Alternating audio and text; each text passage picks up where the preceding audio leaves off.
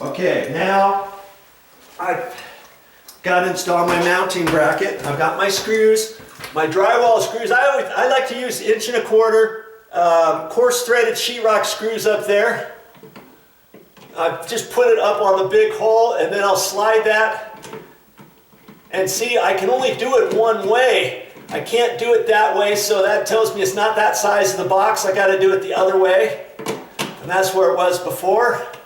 I just hold it up there and put the screw in. Make it snug.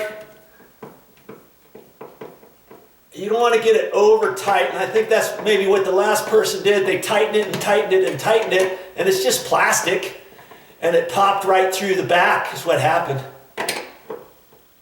I believe that's what happened. Okay. And you want to get it in the same place, especially if this has been painted from before. You'll know where it goes. Okay, you want that snug, because when we put this on, we're going to turn it. We don't want this to turn too, right? Don't put this up with a battery operated drill. You might push it up too far, ram it up too far, and all that kind of stuff. Okay, so we're ready for the next step, and that's to put the smoke alarm up there and hook it up. But first I got to put the dates on it, and I'll do that right now before I put it up there.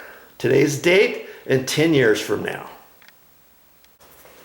Okay, I put the date on there. Some only have the date of install and not the date of replace. This happens to have both, and I can see them. And you want to make sure you get the prongs pushed on properly, so make sure you can see that. And remember, I want this kind of facing that way, so I'm going to kind of hold it up there, because you can put this up in a couple different areas. It'll snap, and I want to make sure this feels like it's pushed up all the way. All the way around, and it is. And when I twist, I'm going to be twisting that way, and here's the wording over here. So see, when I twist right there, the wording might show, and so I'm going to see if I can't get it right here, and I got to feel on it, make sure it's all up, and it is. And now when I twist it, it's going to make a noise, see? And now twist it on there. Make sure it goes on all the way. Sometimes you can get that thinking you got it on, and maybe it's not on the back side. So feel and make sure. Okay, and I heard her. Okay, that's it. Now I've got to test it.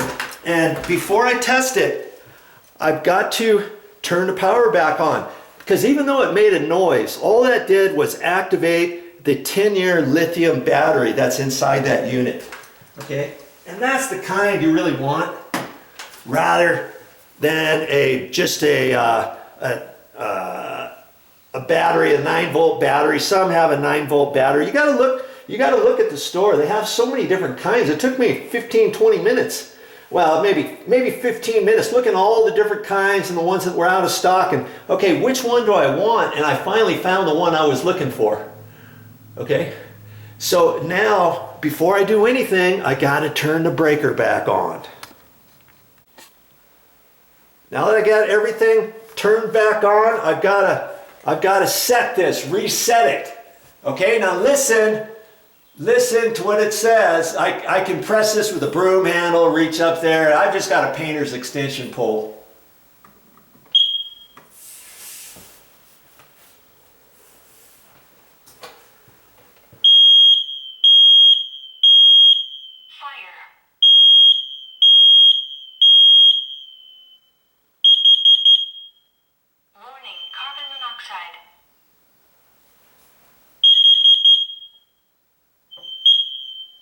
There you go.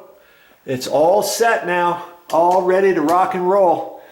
And am I complete with this job now? No, because you've got to remember, I turned the power off on the breaker for this entire circuit. So that means all of the other smoke alarms in your house, in your condo, wherever you live, have shut off. So now I've got to reset all of those. I've got the ones upstairs and I also got one up in the attic. So I got to crawl up there and set all those. So before I call my job complete, of course, I'll be doing that as well.